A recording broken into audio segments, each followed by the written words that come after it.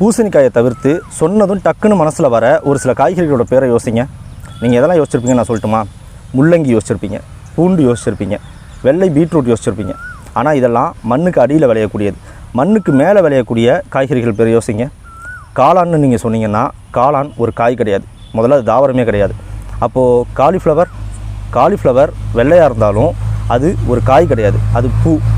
அப்போது முட்டைகோஸ் முதல்ல வெள்ளை நிறமே இல்லை, முட்டைகோஸோட நிறம் பச்சை தான். அந்த மேலே உள்ள அந்த தோலெல்லாம் உரிக்கிறதுனால தான் உள்ளே லைட்டாக வெள்ளை மாதிரி தெரியுது. அது முழு வெள்ளையும் கிடையாது, அந்த வெள்ளையில் கொஞ்சம் பச்சை கலந்துருக்கும். அது மட்டும் இல்லாமல் முட்டைகோஸ் ஒரு காய் கிடையாது, அது இலை. அப்போது வெள்ளை கத்திரிக்காய், கரெக்டு. வெள்ளை கத்திரிக்காய்ன்றது பார்க்க பியூர் வெள்ளையாலாம் இருக்காது. வெள்ளை கத்திரிக்காயில் கொஞ்சம் க்ரீன் ஷேட் கலந்து தான் இருக்கும். சரி, இப்போ காய்கறியை விட்டுருவோம். பியூர் ஒயிட்டில் இருக்கக்கூடிய ஏதாவது ஒரு பழத்தை நினைங்க. கிட்டத்தட்ட எந்த பழமுமே பியூர் ஒயிட்டில் இல்லை இல்லையா? எந்த பழமும் எந்த காயும் பியூர் ஒயிட்டில் இல்லாதப்போ இந்த பூசணிக்காய் மட்டும் ஏன் இவ்வளோ பியூர் ஒயிட்டில் இருக்குது?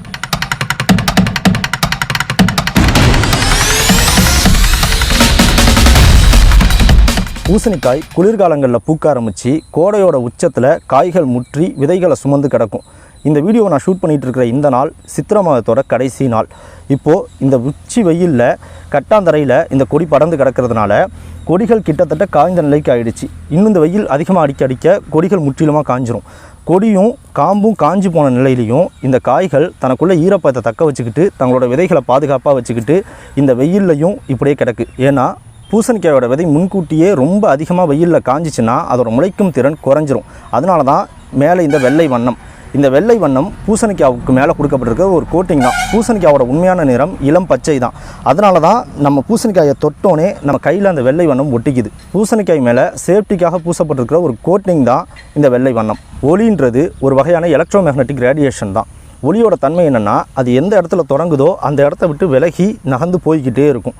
ஒளி பார்க்குறதுக்கு ஒரே வண்ணமாக தெரிஞ்சாலும் அதோட ஃப்ரீக்குவன்சியை பொறுத்து அதுக்குள்ளே பல வண்ணங்களோட வேவ்லென்த்தும் இருக்கும். அடுத்தது வெப்பம்ன்றது ஒரு பொருளோட மூலக்கூறுகளோட இயக்கத்தோட அளவீடு தான். ஒரு பொருளில் உள்ள மூலக்கூறுகள் அதிகமாக அசைஞ்சிச்சுன்னா அதிகமாக இயங்குச்சுன்னா அந்த பொருள் அதிகமாக வெப்பமாகும். ஒளியோட எலக்ட்ரோ மேக்னட்டிக் ரேடியேஷனோட வேவ்லென்த்தை ஒரு பொருளில் உள்ள மூலக்கூறுகள் அப்சர்வ் பண்ண அந்த பொருளோட மூலக்கூறுகள் எல்லாம் ரெஸ்ட்லேருந்து மோஷன் நிலைக்கு மாறும். அதாவது அசைவற்ற நிலையிலேருந்து இயக்க நிலைக்கு மாறும். இப்படி இயக்க நிலையில் மாறுறதுனால அந்த பொருளோட மூலக்கூறுகள் எல்லாம் அதிகமாக வெப்பமடையும். அதிகமான வேவ்லென்த்தை அப்சர்வ் பண்ண அந்த பொருளோட மூலக்கூறுகள் அந்த பொருள் அதிகமாக வெப்பமடையும். நமக்கு தெரிஞ்ச வரைக்கும் இருக்கிறதுலே அதிக அலைநீளம் கொண்டது இன்ஃப்ராரெட் லைட் தான். ஸ்பெக்ட்ரமோட அதாவது நிறமாலையோட வெவ்வேறு துருவங்கள் அப்படின்னு கருப்பையும் வெள்ளையும் நம்ம சொல்லலாம். ஏன்னா வெள்ளை தன் மேலே விழக்கூடிய ஒளியோட எல்லா அலைநீளங்களையும் அப்படியே ரிஃப்ளெக்ட் பண்ணி விட்டுரும். கருப்பு தன் மேலே விழக்கூடிய ஒளியோட எல்லா அலைநீளங்களையும் அப்படியே உள்வாங்கிக்கும். ஒளியோட எல்லா அலைநீளங்களையும் உள்வாங்க கருப்பு நிறத்தில் இருக்கக்கூடிய பொருளோட மூலக்கூறுகளோட அசைவு அதிகமாகும். அதனால் அதோட இயக்கம் அதிகமாகிறதுனால அதோட வெப்பம் அதிகமாகும். ஸோ கருப்பு நிறத்தில் இருக்கக்கூடிய ஒரு பொருள் ஒளியை அதிகமாக அப்சர்வ் பண்ணும். ஸோ அதிகமாக ஹீட் ஆகும். வெள்ளை நிறத்தில் இருக்கக்கூடிய பொருள் ஒளியில் உள்ள எல்லா அலைநீளங்களையும் ரிஃப்ளெக்ட் பண்ணிடுறதுனால அதோட மூலக்கூறுகளோட அசைவு ரொம்ப ஸ்லோவாக இருக்கும். அது அதிகபட்சமாக ஒளியோட வெள்ளை நிறத்தில் இருக்கக்கூடிய பொருள் இன்ஃப்ராரெட்டை மட்டும்தான் உள்வாங்கும், இன்ஃப்ராரெட் லைட்டை மட்டும்தான் உள்வாங்கும்.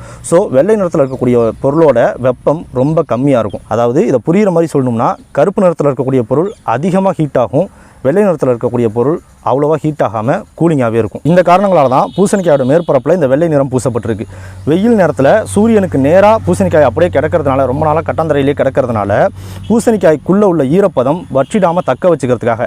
ஏன்னா கொடியில் அந்த கொடியோட காம்பெல்லாம் காஞ்சிருக்கும். கொடியோட காம்பு கொடியெல்லாம் காஞ்சதுக்கப்புறம் கூட பூசணிக்காய் தன்னோட ஈரப்பதத்தை உள்ளுக்குள்ளே தக்க வச்சுக்கணுன்றதுக்காக பூசணிக்காய் அதிகமாக வெப்பமாகாமல் இருக்கணும். அதுக்காக தான் பூசணிக்காயோட மேற்பரப்பில் இந்த வெள்ளை வண்ணம் பூசப்பட்டிருக்கு.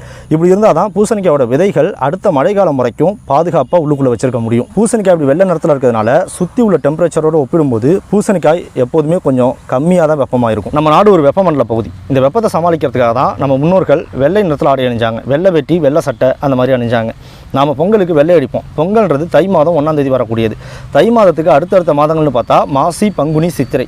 இதில் பங்குனி, சித்திரையெல்லாம் கடுமையான கோடை காலம், அதாவது வெப்பம் அதிகமாக நிலவக்கூடிய மாதங்கள். இப்படி தை மாதத்துக்கு அடுத்தடுத்த மாதங்கள் கடுமையான வெப்பம் நிலவக்கூடிய மாதங்களாக இருக்கிறதுனால இந்த வெப்பத்தை சமாளிக்கிறதுக்கான ஒரு முன்னெச்சரிக்கை நடவடிக்கையாக தான் தை மாதத்தில் நம்ம வீடுகளுக்கு வெள்ளை அடித்தோம். வெள்ளை வண்ணம் பூசப்பட்ட வீடுகள் வெப்பத்தை அதிகமாக உள்வாங்காததுனால, அதிகமாக தக்க வச்சுக்காததுனால உள்ளுக்குள்ளே இருக்கக்கூடிய நாம் குளிர்ச்சியாகவே இருக்கலாம். அதாவது நம்ம வீடுகள் குளிர்ச்சியாகவே இருக்கும். அதனால் அதனால் உள்ள நாமளும் அந்த வெப்பத்தோட தாக்கம் அதிகமாக உணராமல் குளிர்ச்சியாகவே இருக்கலாம். இதே காரணங்களால் தான் விமானங்களுக்கு வெள்ளை நிறம் பூசப்படுது. நீங்கள் பார்க்குற பெரும்பாலான விமானங்கள் வெள்ளை நிறத்தில் தான் இருக்கும்.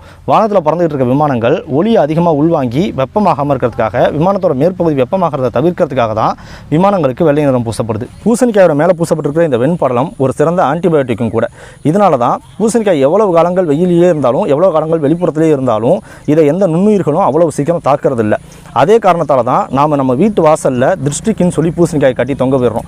அது நம்ம வீட்டுக்குள்ளே வர நுண்ணுயிர்களை தடுத்துரும் அப்படின்றதுனால தான். வெள்ளை நிறத்துக்கு அடுத்தபடியாக அதிகமான ஒளியோட அலைநீளத்தை உள்வாங்காத, அதிகமாக வெப்பமடையாத நிறங்கள்னு எடுத்துக்கிட்டோம்னா சிகப்பு, ஆரஞ்சு, மஞ்சள்.